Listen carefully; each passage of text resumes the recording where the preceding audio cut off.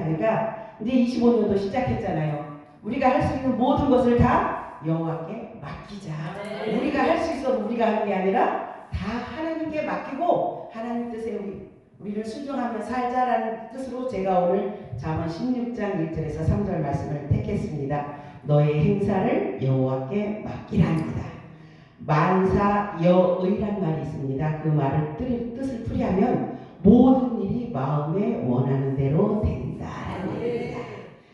우리 성경적인 말로 하면 할 수 있다 하면 된다라는 말입니다. 이 사자성어는 주로 축복을 비는데 만사여의 하시길이라고 순조로운 삶을 살아서 하는 일이 모든 일들이 다 만사형통하기를 원한다라는 뜻으로 쓰여진다라고 얘기를 합니다. 모든 것이 다 내가 원하는 대로 될 수 있다라고 말하는 것입니다. 근데 우리가 우리의 삶이 다 내 뜻대로 내가 원하는 대로만 되면 뭐 걱정이겠어요. 잠언서 13장 12절에 보니까 소망이 덜이 이루는 것은 마음을 상하게 하나니 소원을 이루는 것은 곧 생명 나무니라 라고 기록하고 있습니다. 우리는 일이 뜻대로 되지 않을 때 우리는 고통을 당하고 마음을 많이 상해합니다. 그러나 모든 것이 원하는 대로 간절히 원하는 것이 이루어졌을 때 우리 영혼은 마른 땅을 적시는 것처럼 우리는 자동으로 할렐루야 아멘을 하죠. 근데 우리는 매일 이런 행복을 누리며 살면 그만큼 좋은 게 없어요. 그러나 우리 삶은 그렇지 못합니다. 소원대로 되는 일보다는 그렇지 않은 일들이 더 많고 또 예수 그리스도로 인한 고난은 당하는 것을 너희는 이상히 여기지 말라라고 성경은 기록하고 있습니다. 즉 예수 이름으로 인해서 내가 핍박을 받는다면 그거는 하나님의 영광을 위한 것이다. 세상적인 고난과 핍박이 아니라 예수 이름으로 인한 핍박을 말하는 것입니다. 오늘 잠언서 16장 1절에서 3절 말씀을 오늘 제가 너의 행사를 여호와께 맡기라 라고 제목을 정했지만 소원이 이루어지는 삶의 비밀이 오늘 3절입니다. 제가 너의 행사를 여호와께 맡기라 그리하면 너의 경험하는 것이 이루리라. 우리가 소원이 이루어지는 삶을 살 수만 있다면 그것만큼 행복한 게 없죠. 우리는 남편들 건강 위해서 자녀들 건강 위해서 남편 출세를 위해서 자식들도 출세하고 돈 많이 벌기 위해서 우리는 많이 기도를 하잖아요. 그러고서 죄송하지만 저는요. 그러고서 조금 생각나면 우리 교회도 부흥되길 원하고 내가 영적으로 성숙하길 원하고 나도 물질 축복받기를 원하고 근데 우리는 모든 것들이 가족이 먼저더란 얘기예요.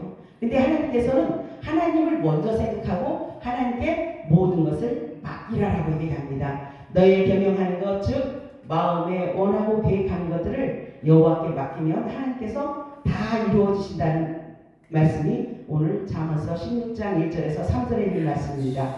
왜 내 일을 하나님께 맡겨야 합니까? 여호와께 맡긴다는 것은 그럼 무엇입니까? 또 여호와께 맡김으로써 어떤 기대를 할 수 있습니까? 라는 질문들이 줄줄이 사탕으로 줄줄이 나옵니다. 그러나 이런 질문에 대해서 100% 명확한 답을 줄 수는 없습니다. 그러나 이 말씀을 통해서 우리가 알 수 있는 것은 여호와 하나님께서 나의 행복한 삶에 깊이 관여해 주시면 너의 행사를 여호와께서 다 책임져 주신다라고 오늘 성경은 말하고 있습니다. 하나님을 떠난 상태에서는 아무것도 할 수가 없습니다. 오늘 제가 오전에 가서 예배를 드리고 왔는데 그곳에서 목사님이 설교하시면서 그랬어요. 내가 주인이 될 것인지 아니면 예수님을 나의 주인으로 삼고 살 것인지 우리가 아는 찬양이 있어요. 내가 주인 삼은 모든 것 내려놓고. 근데 내가 주인 삼은 것이 도대체 내가 뭐가 있을까 하고 제가 오늘 말씀을 드리면서 생각을 해봤더니 많더라고요. 하나님도 내 주인이요, 내 자식도 내 주인이요, 내 물질도 내 주인이요, 내가 가지고 있는 모든 것들도 다 내 주인이더라고요. 근데 오늘 찬양은 내가 주인 삼은 모든 것 내려놓고 주님 앞에 나오라고 찬양을 합니다. 그러면 내가 하나님을 내 삶 가운데 몇 퍼센테이지를 두고 하나님을 섬길 것이냐라는 말씀입니다. 그러면 우리는 하나님은 말씀하셔요. 100% 나는 네가 나한테 100% 올인하기를 원한다. 근데 우리는 아멘 하려며 하면서 100% 올인 안 하면 아니에요. 98% 정도 올인하고 2% 정도는 남겨두어요. 내가 할 수 있을 것 같으니까. 내가 해보고 싶어서. 나도 뭔가를 할 수 있다고 보여주고 싶어서. 그러나 하나님은 모든 것을 100%다 맡기라고 얘기를 합니다. 잠언서 16장 9절에 보니까 사람이 마음으로 자기의 길을 계획할지라도 그 걸음을 인도하시는 이는 여호와시니라 라고 기록하고 있습니다. 또 33절에 사람이 제비를 뽑으나 이를 작정하시기는 여호와께 있느니라. 아멘. 여호와 하나님께서 모든 것을 절대적으로 주관하신다라고 얘기를 합니다. 세상에는 우연이 없습니다. 또 사람의 뜻에 따라서 되는 일도 없습니다. 모든 일 뒤에는 그 일을 작정하시고 이루시는 여호와 하나님의 손이 저와 여러분에게 항상 있습니다. 오늘 4절 말씀에 보니까 여호와께서 온갖 것을 그 쓰임에 적당하게 지으셨나니 악인도 악한 날에 적당하게 하셨느니라 라고 기록하고 있습니다. 아니 예수 믿는 착한 사람들만 만들어 놓으면 되지 뭘 악인들을 만들어 놓고 악인들을 사용하신다고 얘기합니까? 이사야서를 보면요, 하나님께서 이스라엘 백성들을 하나님 앞에 나오기 위해서 아수르를 사용하고 바벨론을 사용하고 애굽을 사용하고 모압을 사용하고 암몬을 사용하고 주위에 있는 모든 나라들을 통해서 이스라엘 백성들을 자꾸 건드리십니다. 뭐하게요? 나한테 나와 하나님과 교제하며 하나님과 대화하며 하나님께 예배하며 더불어 살자라고 옆에 있는 나라들을 통해서 자꾸 이스라엘 백성들을 자극하는데 이스라엘 백성들은 어떻게 해요? 예 알았습니다 하나님 하고 뒤돌아서 딴짓하고요. 예 알았습니다 하나님 하고 앞으로 딴짓하고요. 근데 그 모습이 내 모습이더라고요. 제가 이사야서를 공부하면서 그 모습이 내 모습이더라고요. 내가 교회 나왔을 때 있잖아요. 세상 둘도 없는 경건한 목사예요. 이야 이렇게만 살면 누가 흉볼 것도 없고 누가 바람 잡을 것도 없고 누가 타치할 것도 없어. 근데 여기 교회 딱 나가면 여럿이 있으면 아이고 그래도 목사니까 아이고 예 집에 가면 있잖아요. 야 집에 가면 내 맘대로잖아요. 집에 가면 목사는 간 것도 없고 그냥 동네 털털한 아줌마가 돼가지고 또 우리 애들 엄마가 돼가지고 그냥 목사는 타이틀은 간 것도 없이 그냥 자연스럽게 그렇게 사는 삶을 제가 살아요. 목사님들한테 하는 얘기가 아니라. 그러니까 우리 동생이 가끔 언니 목사잖아. 나한테 이제 댓글을 거는 거예요. 지 마음에 안 들게 한다고. 그럼 또 제가 그 소리 듣고 가만히 있다면 너 우리 교회 성도 아니잖아. 너 우리 교회 성도 아니면 나한테 목사라고 얘기하지 마. 네가 우리 교회 성도일 때 목사님 그렇게 하면 안 돼요. 얘기하면 내가 그 말을 들을게. 저는 그러고 얘기를 하거든요. 그럼 우리 동생이 아무 소리를 안 해요. 근데 하나님께서 우리를 그 모양새에 맞게 쓰임새에 맞게 창조하시고 만드셨다라고 얘기를 합니다. 근데 우리는 내가 가지고 있는 능력보다 더 뛰어넘으려고 해요. 그게 문제가 되는 거예요. 하나님이 나한테 무슨 은사를 주셨는지 밝히 깨달아서 하나님이 나한테 주신 만큼만 하면 돼요. 그 울타리 안에서만 살면 돼요. 근데 우리는 그 울타리를 그냥 늘 뛰어넘어서 앞서가려고 하고 뛰어넘어서 뭔가를 해보려고 할 때 우리들한테는 문제만 생기더란 말이에요. 오늘도 가서 이제 예배를 드리고 많은 사람들과 얘기를 하면서 여기는 참 단결이 참 잘 돼 있다. 정말 오늘 한 40명이 모였는데요. 정말 아름답게 열심히 최선을 다해서 예배하는 모습들을 보면서 참 열정이 대단하다. 참 이런 목사님들만 있으면 더 이상 바랄 게 없겠는데 그 합동중앙이 또 유명하잖아요. 열정이 대단해요. 또 김영희 목사님 또 열정이 만만치 않으니까 아주 태도는 쬐끔하신 양반이 앞에서 가고 얼마나 열심히 말씀을 전하시고 잘 전하시는지 아주 아멘이 얼마나 크게 들리는지 몰라요. 우리는요 아멘 소리요. 저도 아멘 소리를 하기는 하지만 속으로 할 때도 많아요. 앞에서 하시는데 그냥 아멘 해주면 얼마나 좋아요. 속으로 아멘 누가 들을까봐. 아니 아멘은 우리가 그 뜻대로 이루어지길 원한다고 고백하는 소리인데 그 아멘 소리 하는 것조차도 인색해요. 근데 거기를 갔더니 거기 40명이 한 목소리로 아멘을 하는데요. 거기는 왜 이렇게 전부 죄송한 얘기지만 기차 화통을 삶아 드시는 분들만 계신가 봐. 소리가 얼마나 큰지 저절로 힘이 나더라고요. 저절로 은혜가 되더라고요. 그래서 너무 감사하다. 그래서 이제 오면서 목사님 저는 약속이 있어서 먼저 가겠습니다. 그랬더니 3월달에 볼 거지 그러시더라고요. 그래서 예 가겠습니다. 그렇게 약속을 하고 왔습니다. 오늘 그 모습들을 보면서 우리 겨자씨도 참 정말 열정이 대단한 목사님들 굉장히 많거든요. 협력하여 소원을 이루어서 하나만 되면 더 이상 바랄 게 없어요. 근데 사실은 그냥 나 잘났어 하고 계시는 분들이 많아서 사실은 하나로 똘똘 뭉치면 겨자씨도 세상 어디냐라고 안 물었거든요. 네. 오늘 설교하시는 목사님들이시더라고요. 우리가 영적 부흥, 영적 성장, 성령 충만을 얘기를 할 때 이 요즘 시대에 붕괴하는 붕괴를 얘기를 하지 말아라. 1907년도에 평양에서 있었던 장대현 교회에서 있었던 그 성령의 역사, 그 부흥을 얘기하자라고 얘기를 하시더라고요.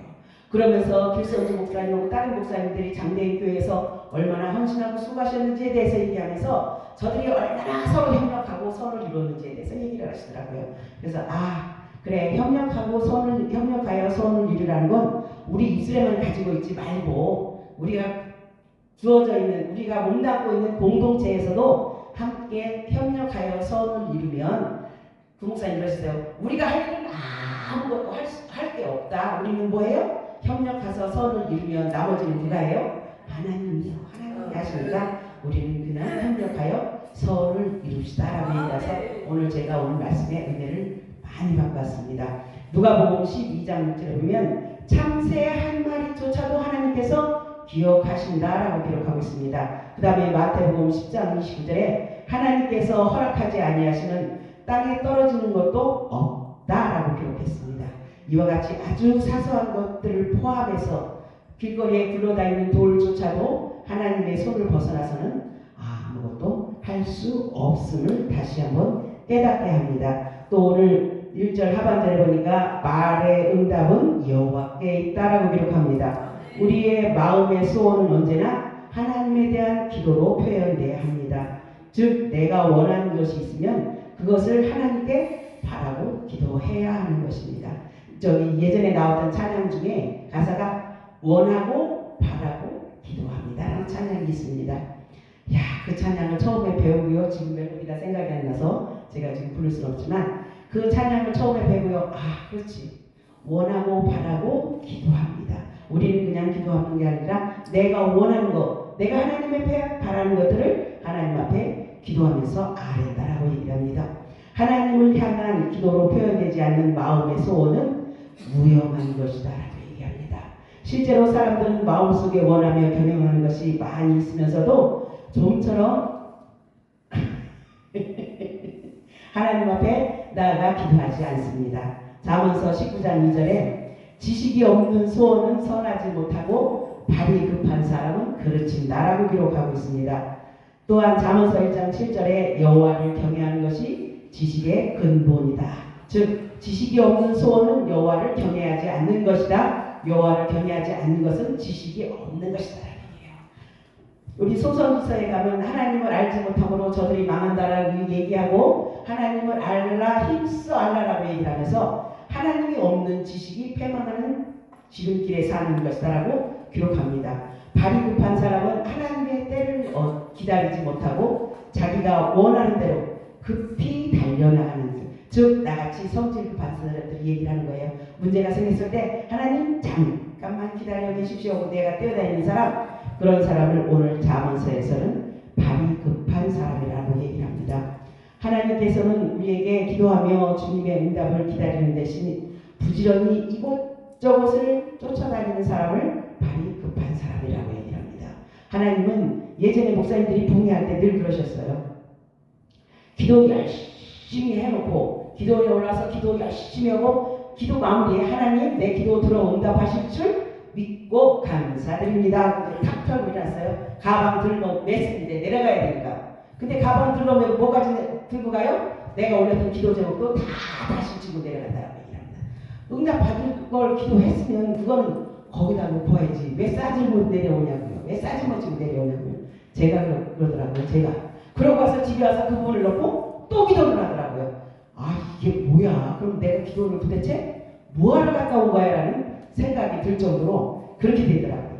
근데 우리는 하나님 앞에 원하는 것들을 원하고 바라고 기도하는 대로 하나님 앞에 기도했으면 그 모든 것들을 다 그곳에 놓고 내려가는 저와 여러분들 되시길 주님의 이름으로 이름으로 축복합니다. 오늘 우리 저희들 부활교회에 왔잖아요. 우리들 기도 제목 있잖아요. 여기서 기도했으면 여기다 다 놓고 가세요. 이래갈 때 갖고 가지 말고. 그냥 짐도 무거워요. 근데 무슨 기도 제목까지 다시 다 썰어지고 가요. 여기다 다 털어놓고 응답 받고 치유 받고 내려가는 저와 여러분들 되시길 주님의 이름으로 축복합니다.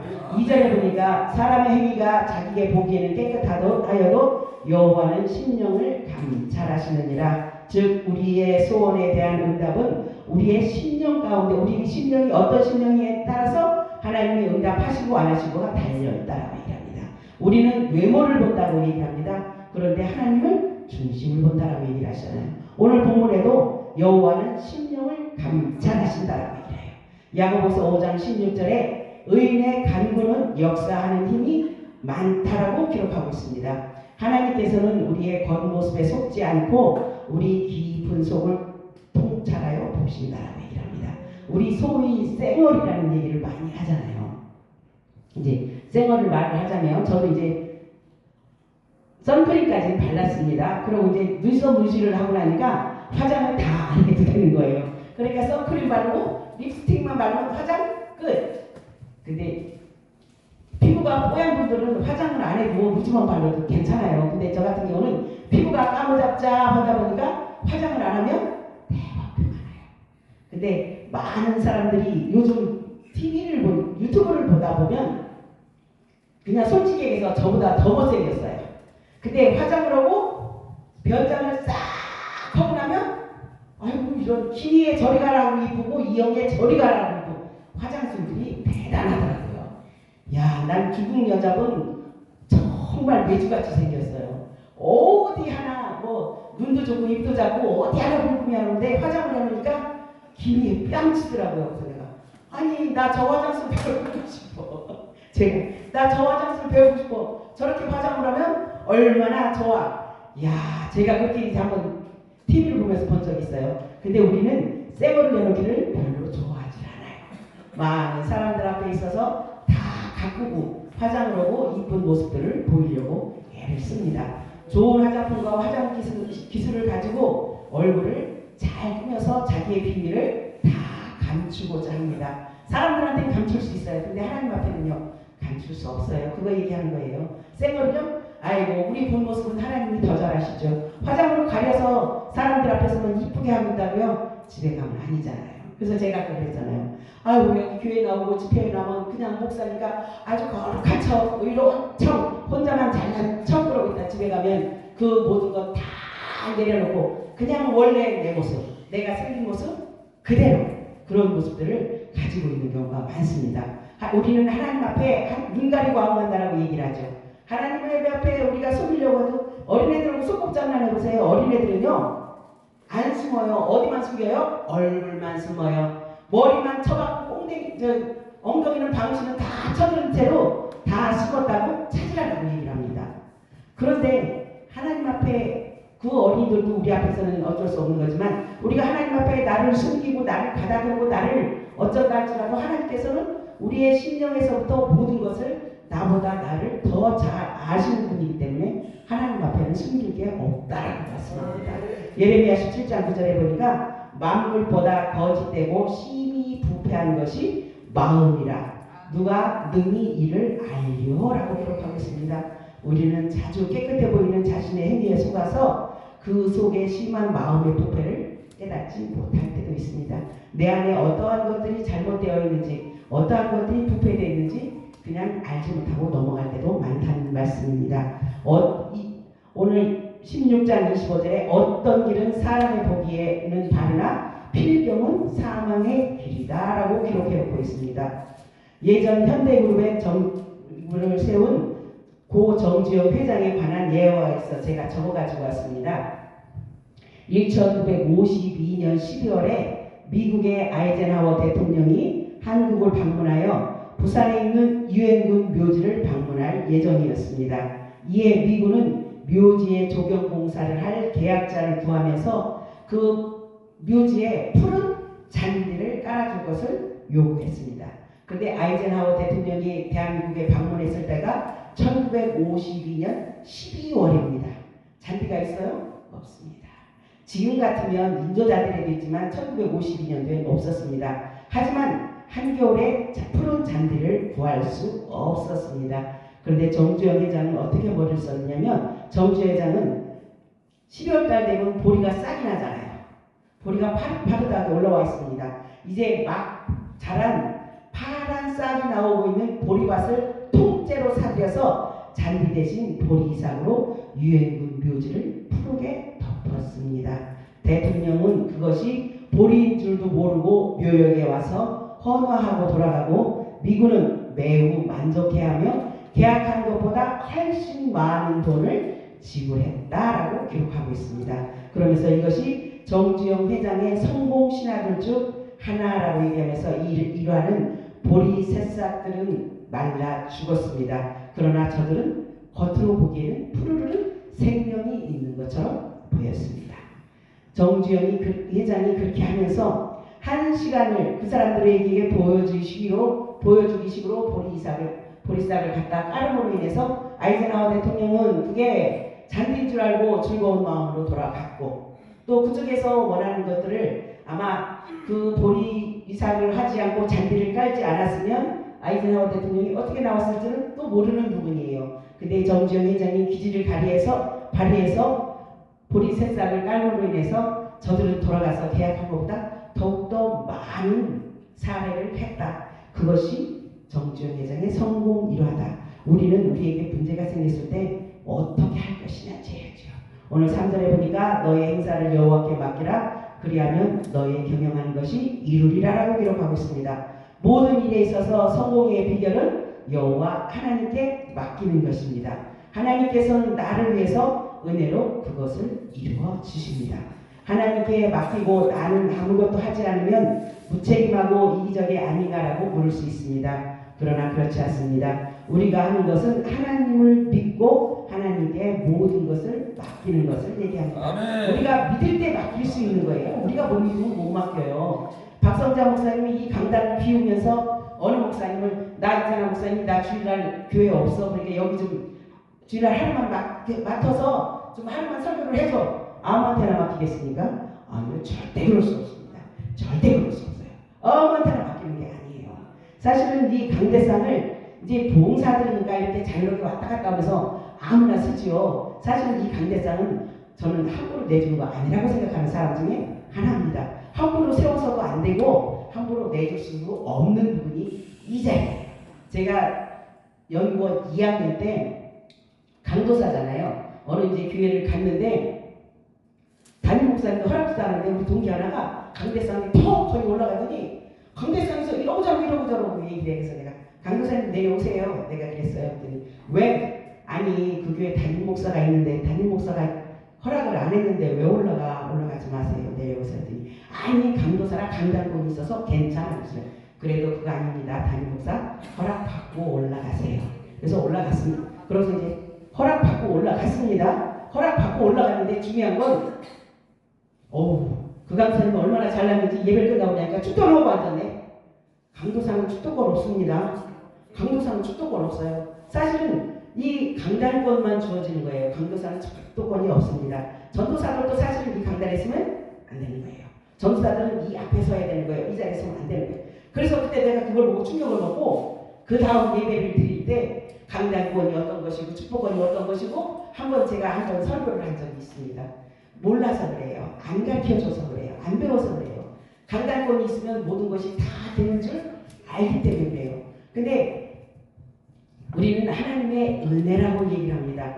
칼바르트 독일 신학자 칼바르트는 하나님의 은혜를 뭐라고 설명했냐면 은혜란 하나님의 절대적인 주권적 능력, 사람이 자신의 존재 자체를 하나님의 처분에 맡기는 것, 그리고 사람들 속에서 하나님께서 그 뜻대로 행하실 실질적인 자유를 은혜다라고 기록합니다. 말이 어렵지요. 쉽게 얘기하면 하나님께서 내 속에 하나님의 뜻을 온전히 자유롭게 행하시며 이루시는 것이 은혜다라고 기록을 하고 있습니다. 의사가 환자를 수술할 때 환자를 마취를 시켜서 기절을 시켜놓습니다. 비유적으로 얘기하면 기절시킨다는 것은 죽인다는 뜻이에요. 의사는 환자에게 하고 싶은 치료를 마음대로 할 수 있어야 되기 때문에 환자를 기절시킬 수밖에 없습니다. 우리 계자식 식구들은 알아요. 예전에 저희 이종 사촌 언니가 맹장이 터져서 맹장 수술을 하러 병원에 갔습니다. 그랬더니 부분 마취를 했잖아요. 수술실에 이 위에 거울이 다 있어요. 여기를 이렇게 가려놓고 부분 마취하니까 정신은 멀쩡하잖아요. 여기를 가려놓고 배를 쭉 집에 가려는 걸 지가 거울을 통해서 봤어요. 이야, 아주 너무 놀랐고 얼마나 소리를 지렀는지 몰랐다고 얘기를 하더라고요. 그렇게 하니까 의사들이 다시 전신 마취를 해서 다시 시작해야 되잖아요. 그렇기 때문에 전신 마취를 하는 것입니다. 왜? 그 환자를 마음대로 하기 위해서. 근데 우리는 하나님이 저와 여러분들에게 그러기를 원하셔요. 우리를 마취시켜서가 아니라 너희는 내 뜻에 순종해서 내가 너희를 자유롭게 활용할 수 있고 자유롭게 사용할 수 있도록 너희는 나한테 순종하라고 말씀하시는 거거든요. 믿음이라는 단어는 내 앞에 나와 순종하라고 말씀하시는 거거든요. 그것이 우리를 하나님이 자유롭게 사용하시는 말씀입니다. 성경으로 보면 행복한 길은 아까 말씀했던 만사여의 모든 것이 뜻대로 이루어진 것이 아니라 만사여 신의라는 신자가 하나가 더 붙었습니다. 즉 모든 일은 하나님의 뜻대로. 그래서 우리는 마태복음 6장에 뜻이 하늘에서 이루어진 것 같이 땅에서도 이루어지다라고 기록합니다. 땅은 나 자신을 말합니다. 나를 주님께 맡기고 내 안에 하나님의 뜻이 이루어지도록 하는 것, 그것이 바로 하나님의 내 모든 것을 맡기는 것입니다. 마가복음 9장에 보면 우리 무엇을 하실 수 있거든 우리를 불쌍히 여기서 도와주소서라고 기도하는 모습이 있습니다. 귀신 들린 아들을 데리고 와서 기도하는 어머니의 모습이 있습니다. 그런데 예수님께서 할 수 있거든이 무슨 말이냐, 믿는 자에게는 능치 못할 일이 없느니라라고 말씀을 하셨습니다. 그러자 그제서 그 아버지가 내가 믿나이다, 나의 믿음 없는 것을 도와주소서. 왜? 내 자신을 내려놓아야 하나님이 역사하시는 거거든요. 내가 내 자신이 잘났다고 나를 붙들고 있으면요, 죄송하지만 더 잘하시지만 하나님은 절대 역사하지 않으셔요. 내가 내 자신을 내려놓을 때 하나님께서는 저와 여러분들에게 모든 경영하는 일을 이루신다라고 말씀하고 있습니다. 우리의 행사를 하나님 앞에 맡기는 것은 무엇인가를 제대로 이루기 위해서는 우리가 어떤 것을 계획하고 어떤 일을 추진하고 또 그 모든 일들이 제대로 잘 이루어지기 위해서 우리는 무엇을 바라보고 무엇을 믿는 것이 아니라 하나님께 온전히 맡겨드려야 그것이 잘 이루어진다는 말씀이 오늘 16장 3절에 있는 말씀입니다. 우리가 우리 행사를 하나님께 맡긴다고 했을 때 도대체 하나님께 맡긴다는 것은 무엇입니까? 어떻게 해야 하나님 앞에 맡기는 것이 되겠습니까? 일반적으로 우리가 무엇인가를 맡긴다고 하면 그 문제에 대해서 우리는 신경을 꺼버리고 그리고 대신에 그것을 맡은 사람이 모든 일을 하게 된다라고 말은 합니다. 쉽게 얘기해서 우리가 여행을 가려고 합니다. 근데 가족들이 몇몇이 간단하게 가는 것 같지만 해외여행 같은 경우 갈 때는 우리끼리는 못 가잖아요. 그러니까 어떻게 해요? 여행사를 통해서 가이드를 통해서 다 돈만 주면 저들이 알아서 척척척척 다 해주잖아요. 하나님께서 그렇게 다 맡기라고 가이드에게 여행사에나 가이드에게 다 맡겨둔 것처럼 너희들도 모든 것을 다 맡기라고 얘기해요. 우리끼리 여행 가면 우리가 호텔 잠을 어디 가서 자야 하고 밥은 어디 가서 먹어야 되고 저도 국내 여행을 가보지만 그것도 사실은 곤욕이거든요. 근데 여행사를 끼고 가면 그런 것들을 걱정할 일이 전혀 없어요. 우리는 하나님 앞에 그렇게 맡기라고 신뢰를 들어서 말씀드리는 거예요. 내가 무엇인가를 하려고 하는 것이 아니라 하나님께 모든 것을 맡기라라고 얘기합니다.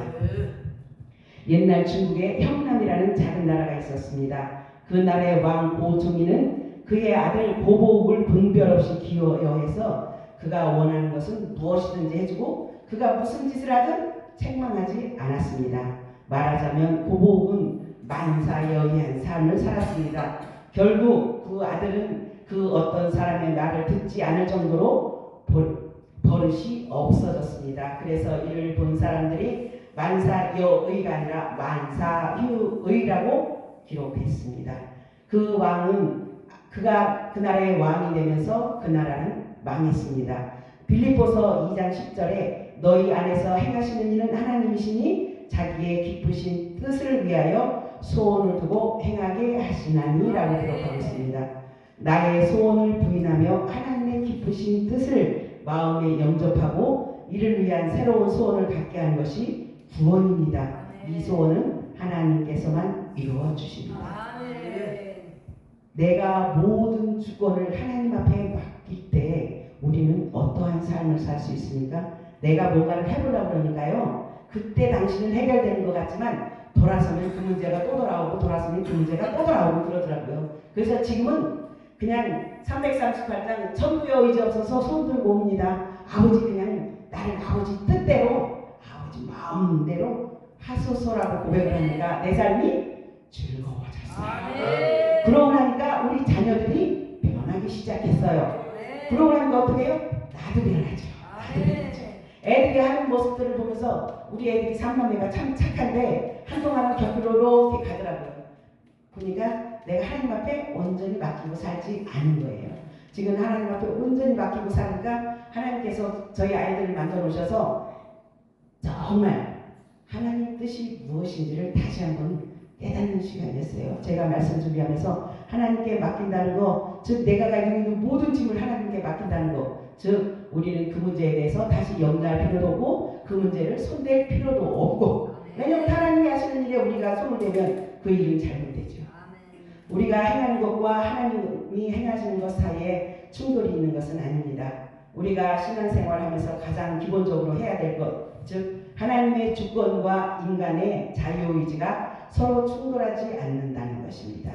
하나님의 주권, 하나님께서 온 세상을 통치하시고 다스리시고 하나님께서 모든 것을 하나님의 뜻대로 일어나 하신 것을 하나님의 주권이라고 얘기합니다. 반대로 사람의 자유의지라는 것도 있습니다. 저와 여러분들에게 책임져야 될 부분들, 우리가 해야 될 부분들에 대한 자유의지가 있습니다. 그러나 자유로운 그런 의지를 가지고 우리의 뜻대로 마음대로 사는 것을 가리켜 사람의 자유의지라고 하지만 우리는 하나님의 주권과 모든 것을 하나님의 맡김으로써 하나님께서 저와 여러분들이 하는 모든 일을 형통하게 하시는 축복을 누리는 저와 여러분들 되시기를 주님의 이름으로 축복합니다. 기도하겠습니다. 사랑의 하나님 감사합니다. 이 시간 부족한